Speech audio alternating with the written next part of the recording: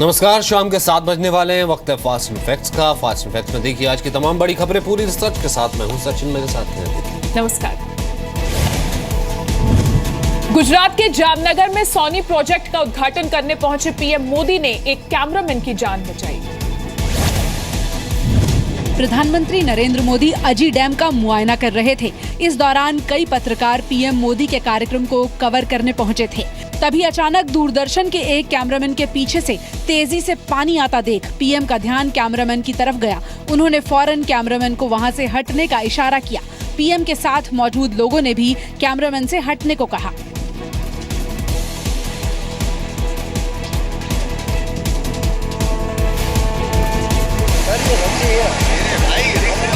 PM Modi के इशारे के बाद कैमरामैन ने भी तेजी दिखाई और अपना कैमरा छोड़कर ही वहां से निकल गया। पानी के तेज बहाव के बीच ट्राइपॉड और कैमरा लगा रह गया। बहाव इतना तेज था कि कोई बड़ा हादसा भी हो सकता था।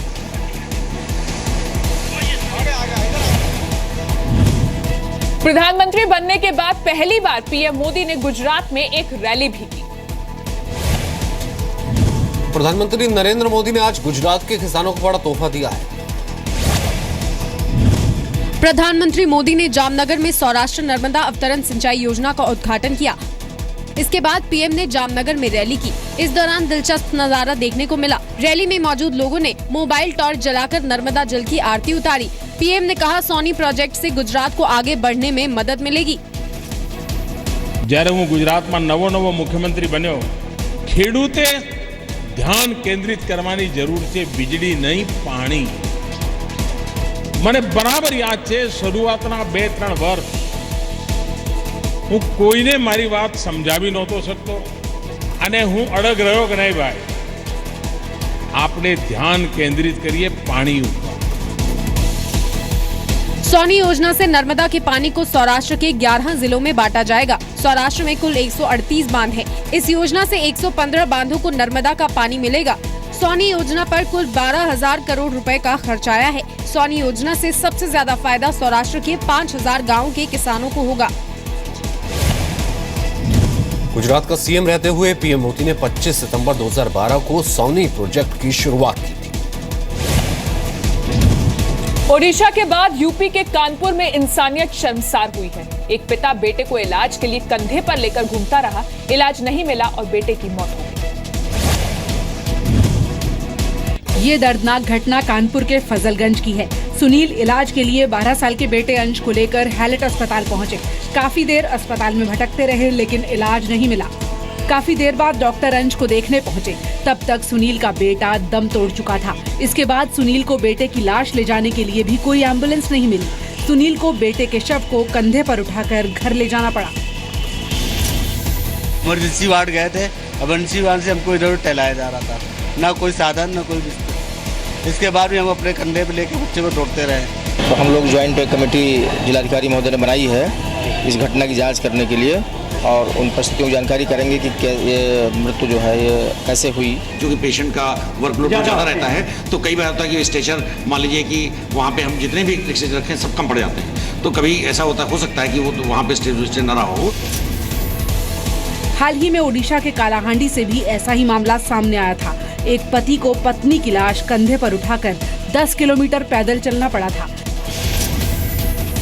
सुनील के बेटे अंश को 2 दिन पहले बुखार की शिकायत हुई थी। तबीयत बिगड़ने के बाद सुनील कंधे पर बेटे को उठाकर हैलेट अस्पताल पहुंचे। सुनील बेटे को इमरजेंसी वार्ड में ले गए, जहां डॉक्टरों ने उन्हें बाल रोग विभाग जाने को कहा। बेटे को बाल रोग विभाग तक ले जाने के लिए सुनील को स्ट्रेचर तक नहीं दिया गया।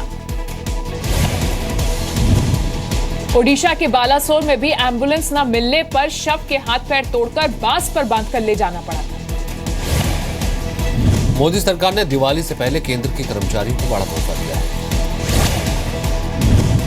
वित्त मंत्री अरुण जेटली ने केंद्रीय कर्मचारियों को पिछले 2 साल का बकाया बोनस देने का ऐलान किया है। बोनस 7वें वेतन आयोग के मुताबिक संशोधित दरों पर दिया जाएगा। सेंट्रल गवर्नमेंट के जो कर्मचारी हैं केंद्रीय सरकार के, उनके 2 वर्ष का 2014-15 और 2015-16 2014-15 एंड 15-16 का रिवाइज्ड नॉर्म्स के बेसिस पे बोनस एंटाइटलमेंट ड्यू था। उस बोनस इंटाइटलमेंट को रिलीज करने का सरकार ने फैसला किया है। केंद्रीय कर्मचारियों को वित्तीय वर्ष 2014-15 और 2015-16 का बोनस नहीं दिया गया था। सरकार के फैसले से करीब 33 लाख केंद्रीय कर्मचारियों को लाभ होगा। केंद्र सरकार ने मजदूरों को तोहफा देते हुए न्यूनतम मजदूरी भी बढ़ा दी है। सरकार ने गैर कृषि कार्यों में लगे वर्कर्स की मजदूरी 240 से बढ़ाकर 350 रुपए की है। मध्य प्रदेश के ग्वालियर रेलवे स्टेशन पर एक जीआरपी के जवान ने चोरी के नाबालिग आरोपी को बुरी तरह से पीटा। घटना 29 अगस्त की है। नाबालिग आरोपी पर बेरहमी दिखाते ये है जीआरपी के head constable Hari Narayan Singh. Constable Hari Narayan कभी आरोपी को प्लेटफॉर्म पर घसीटते हैं तो कभी उठाकर जमीन पर पटक देते हैं।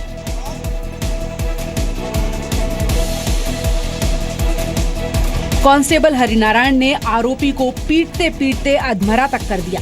लगातार पिटाई से नाबालिग बेहोश हो गया। इसके बाद कांस्टेबल ने नाबालिग आरोपी के कंधे में तौलिया डाली और फिर उसे घसीटते हुए जीआरपी थाने तक ले गए। वीडियो देखने के बाद अधिकारियों ने नाबालिग पर बेरहमी दिखाने वाले कांस्टेबल हरि नारायण सिंह को सस्पेंड कर दिया है। उस वीडियो पर श्रीमान हमारे एसआरपी महोदय द्वारा उस आरक्षक को सस्पेंड कर दिया गया है और प्रधान आरक्षक को। नाबालिग आरोपी को कुछ यात्रियों ने रेलवे प्लेटफॉर्म के नंबर 1 पर जेब काटते हुए पकड़ा था। यात्रियों ने नाबालिग आरोपी को जीआरपी के हेड कांस्टेबल हरि नारायण सिंह के हवाले कर दिया। जब कांस्टेबल नाबालिग को पीट रहे थे तो एक प्लेटफॉर्म पर मौजूद यात्री ने वीडियो बना लिया।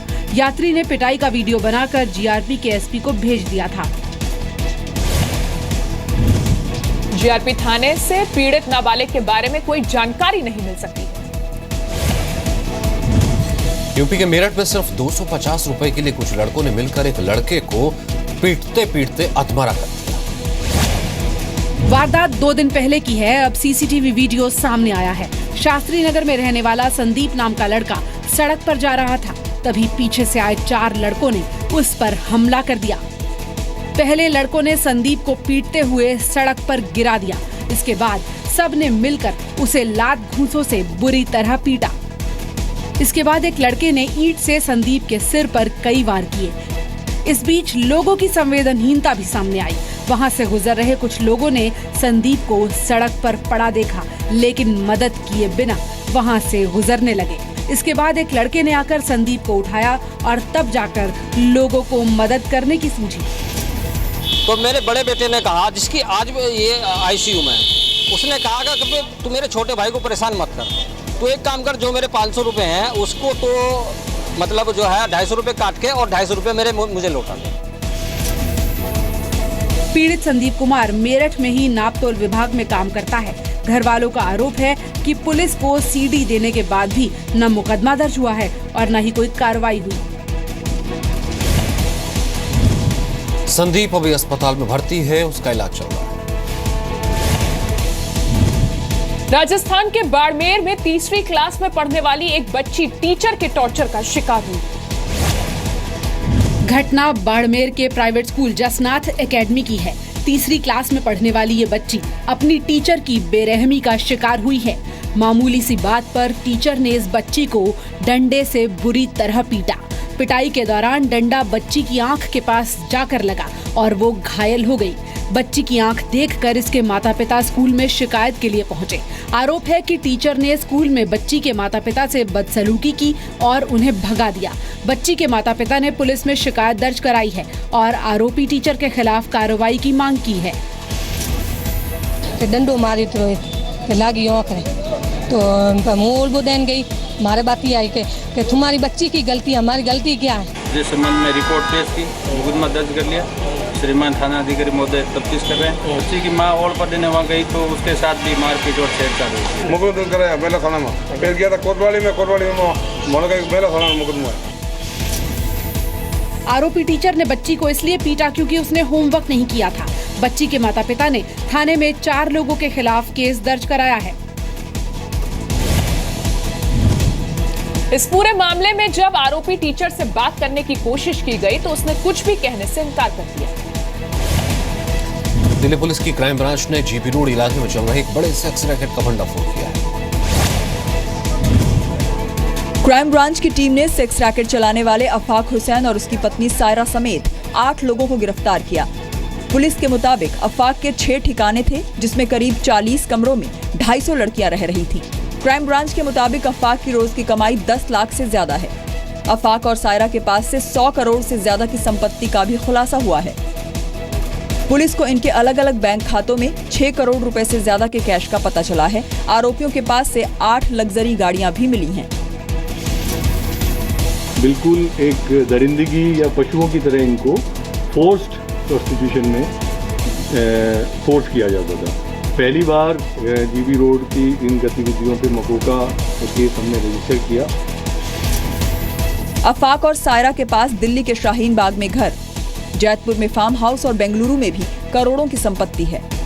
पुलिस के मुताबिक रैकेट में शामिल लड़कियों को पश्चिम बंगाल, झारखंड, बिहार और नेपाल से लाया गया था। लड़कियों पर नजर रखने के लिए अफाक और सायरा ने कुछ महिलाओं को तैनात कर रखा था। पुलिस के मुताबिक सिंडिकेट का मैनेजर का नाम सरफराज है, लेकिन वो अभी पुलिस की गिरफ्त से बाहर है।